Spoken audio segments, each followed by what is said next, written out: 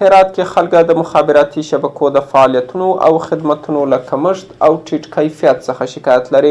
د هرات اوسیدونکي وایي هر څو د مخابراتي شبکو د خدمتونو په بدل کې دولت ته مالیه ورکوي، خو په خبره د امنیتي ننګونو سره ورځ تر بلې مخابراتي شبکو ته لاسرسی کمیږي او د مخابراتي شبکو د کار کیفیت هم ورسره جوخت ټیټیږي.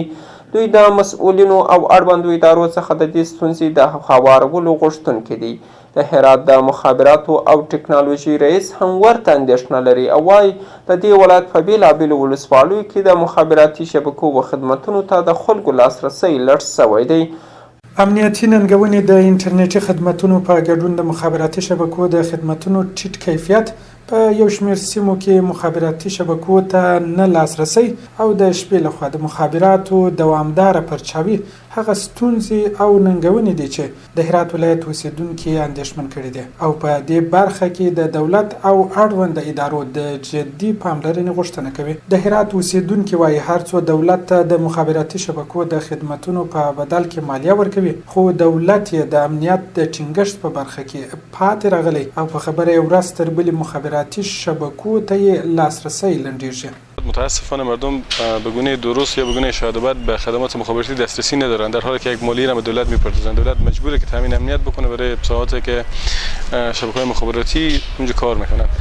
اما از نگاه کیفیت کار شبکه‌های مخابراتی اگر بگیم متاسفانه رضایت چندانی نداریم. هم قطع وصل خیلی زیاد میشه، هم اینترنت متاسفانه هزینه خیلی بالایی داره. متاسفانه هر سال و هر ماه ما شاهد ضعیف شدن و بدتر شدن خدمات اینترنتی در ولایت هرات هستیم که این معضل بسیاری از چالش‌ها برای قشر مختلف به وجود آورد. په همدې حال کې د هرات د مخابراتو او ټکنالوژي ریاست مشر هم د مخابراتي شبکو په وړاندې امنیتي ګواښونه او ننګونې د اندېښنې وړ ګڼي او وایي د هرات په کچه په بېلابېلو سیمو کې اوس تر 100 زیات د مخابراتي سایټونو او خدمتونه د امنیتي ننګونو له کبله پرېږدي او په خبره یې ګڼ مخابراتي سایټونه هم په 24 ساعته ډول بند پاتې دي.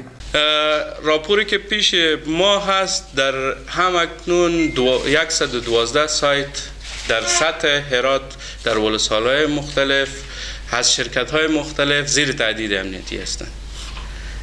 این سایت ها بعضی ها به حریق شدن، بعضی از این سایت ها به شکل 12 ساعته فعالیت دارند، بعضی به شکل 24 ساعته قطع هستند. این آمار بسیار بلند است برای شهر مثل هرات و ما را نگران کرده. په ورته مهال کې د هرات د اترا ادارې مسؤل زمری همدرد وایي مخابراتي شبکو په هر ساحه کې خپل انټرنیټي خدمتونه د پیرودونکو د اړتیاو له مخې په نظر کې نیولې او په خبره په ځینو مواقعو کې پیرودونکي د انټرنیټ څخه زیات ګټه اخلي نو د انټرنیټ سرعت راټیټیږي. این که در بعضی اماکن مثلا از طرف شب چون خانواده ها اکثرا از دکان و خانه و وظیفه خود فارغن و خانه استفاده میکنن، خب معمولا این کیفیت خدمات میشه گفت به نحو سرعت به این میاد. خب روی همین موضوع ما ربوار در تمام ولایات به خصوص هرات ما درایو تست داریم.